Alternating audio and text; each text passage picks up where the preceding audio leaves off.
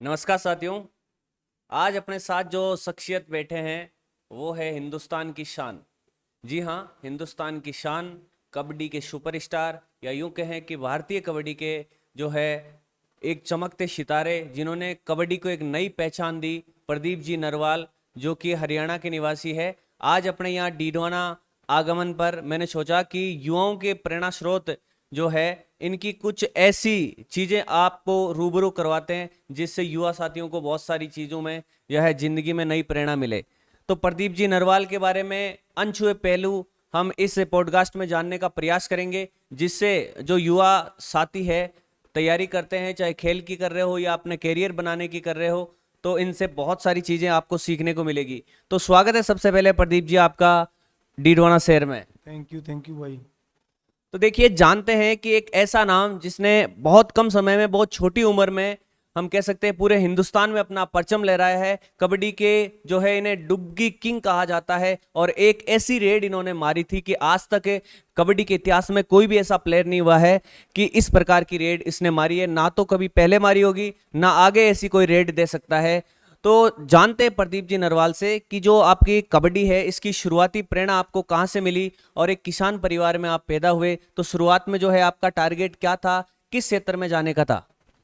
भैया शुरुआत में यही था हमारा कि मतलब कि गांव में कबड्डी के अलावा कोई गेम ही नहीं था। मतलब कबड्डी में हमारे जो बड़े हैं उनसे बड़े हैं वो कबड्डी खेलते हैं मेरे गांव में।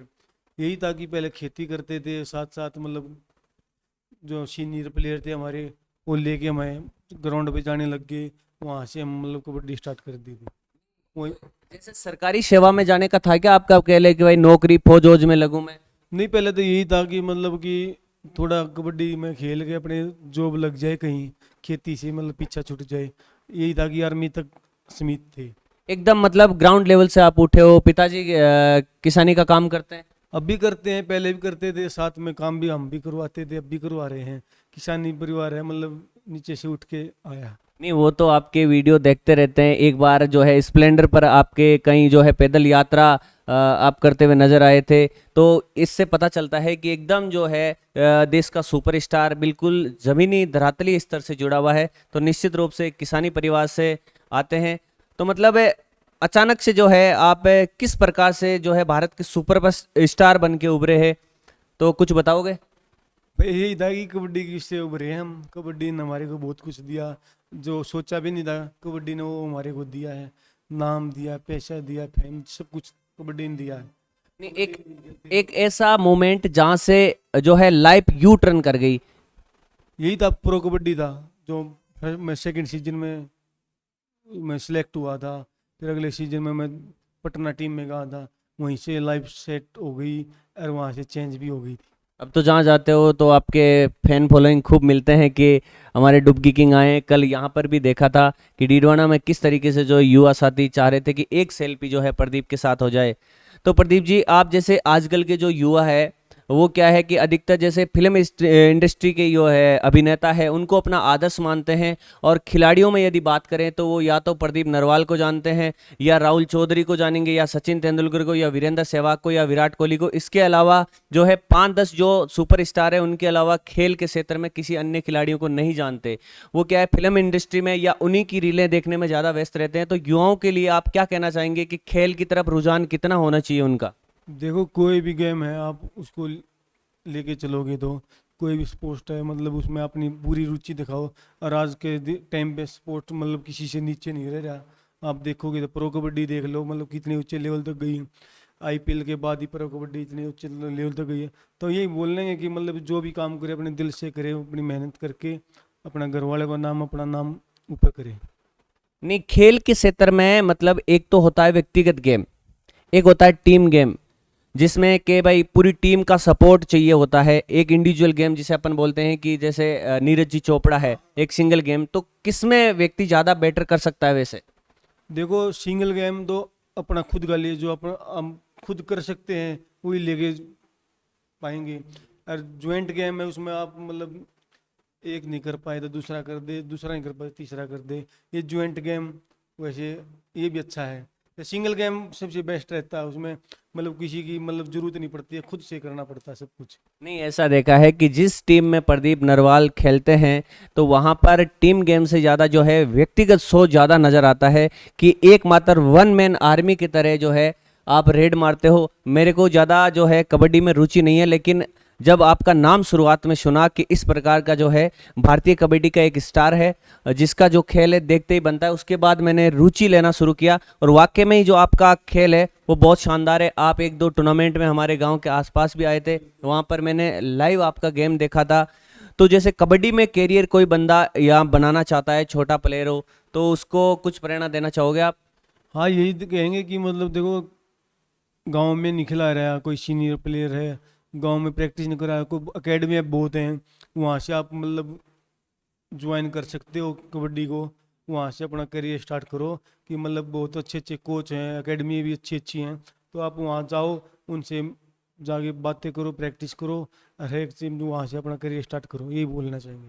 नहीं, कई ऐसे बोलते हैं कि हमारे पास मेट नहीं है कबड्डी खेलने के लिए, तो आप बताओगे कि शुरुआत में आपने सीधा मेट से ही खेलना शुरू किया या मिट्टी से उठे हो? मैं आज भी बताना चाहूँगा कि मैं आज भी मिट्टी में खेलता हूँ। पहले भी मैं शुरुआत भी मिट्टी में की थी, आज भी मैं मिट्टी में खेलता हूँ। गांव में मैट भी नहीं है। ये ऐसा थोड़ी होता कि मतलब हर एक गाँव में मैट होता है, हर एक चीज़ में शहर में मैट होएगा।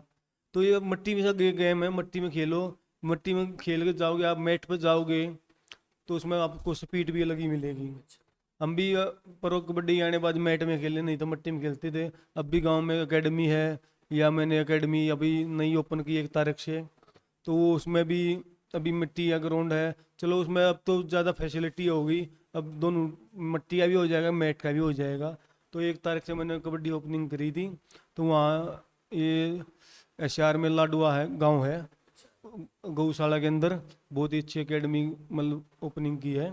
आप कोई मतलब बच्चे की इच्छा हो तो आने की, आप आ सकता है। और कॉन्टेक्ट नंबर भी आप इंस्टाग्राम आईडी पे मिल जाएंगे, आपको हर एक चीज़ की जानकारी मिलेगी। जी बिल्कुल, भारत की जो सुपरस्टार है उनके द्वारा जो है नई एकेडमी खोली गई है।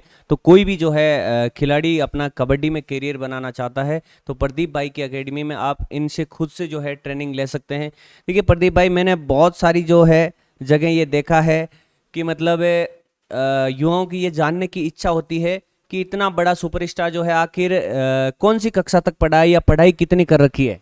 मैं पढ़ाई भाई मैंने बीए कर चुकी है। अच्छा, बीए कर रखी है आपने, उसके आगे फिर इधर आ गए कबड्डी में? नहीं नहीं नहीं नहीं, कबड्डी में पहले आ चुका हूँ भाई, मतलब साथ साथ पढ़ाई भी करनी जरूरी होती है ना, मतलब बीए कर चुकी है वैसे तो। एक सवाल मैं आपसे और पूछना चाहूंगा कि आगे जो निकट भविष्य में क्या राजनीति में आने की आपकी इच्छा है? देखो अभी ऐसा कुछ नहीं सोचा है, आगे वहाँ आने वाले समय पता नहीं क्या करा दे। अभी तक ये सोचा नहीं है, क्योंकि अभी जो एकेडमी ओपन करी है कि यही सोचा है कि कबड्डी से, इतनी कबड्डी से मतलब कुछ मिला हमारे को।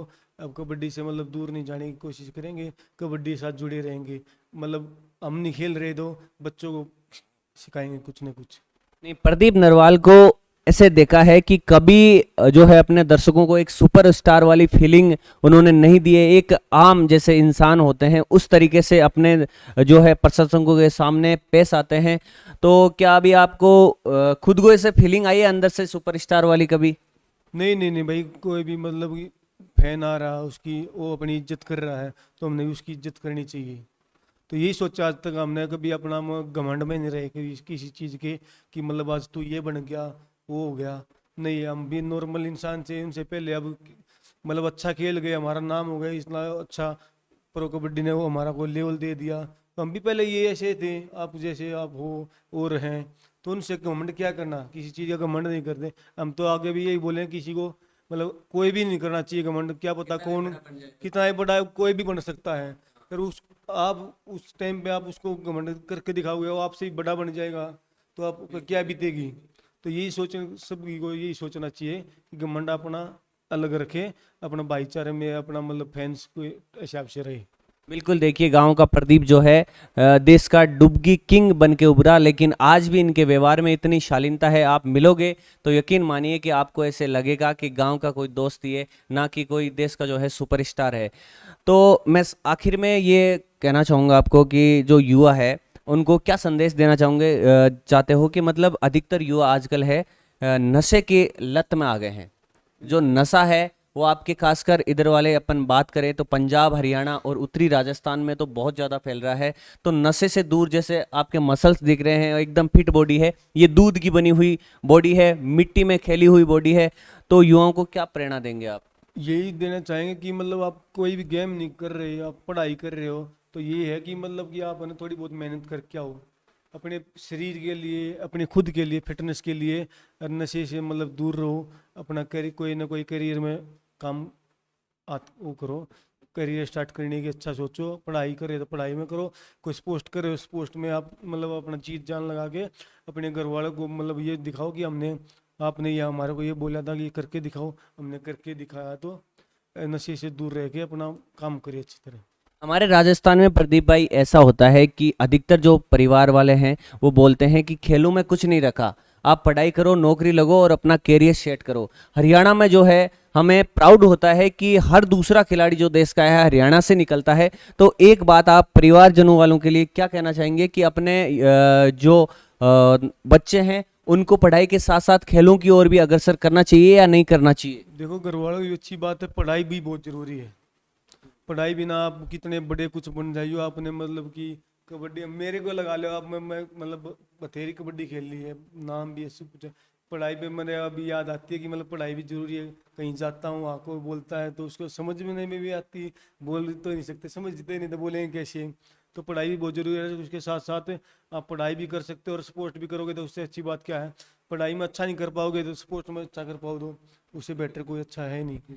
आपको अंग्रेजी आती है क्या? अरे नहीं आती अंग्रेजी। नहीं, तो यही होता है मेरे साथ भी, मैं भी सोचता हूँ मेरे को भी नहीं आती।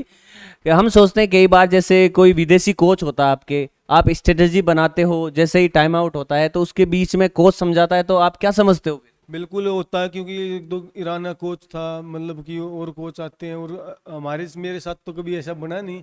जो और कोई है मतलब टीम, दूसरी टीम में ईरान का कोच आ गया, दूसरे कोच आ गया, जैसे बम्बे में लगा रखा था उनको। हमारे जैसे प्लेयर हैं उनको भी समझ नहीं आती क्या बोल रहा है कोई, फिर जिसने थोड़ा बहुत आता होगा वो बताता कि मतलब ये ऐसे ऐसे बोल रहे हैं। नहीं, वैसे तो आपको तो ज़रूरत ही क्या है, कौन सा कोच जो है आपको बताएगा। आपने अपना स्टेटस ही उस स्तर का बना रखा है कि जहाँ से जो है कोच को भी ऐसे लगेगा कि इसको तो हम क्या ही सिखाएं। अब देखिए, राजस्थान और हरियाणा में जो है खेल नीति की बात करें तो हरियाणा में खेलों को कितना सपोर्ट मिलता है? हरियाणा में बहुत कम मिलता भाई, बहुत कम मिलता है सरकार की तरफ से। जो राजस्थान में है सरकार की तरफ से मतलब खिलाड़ियों को बहुत अच्छा मिलता है।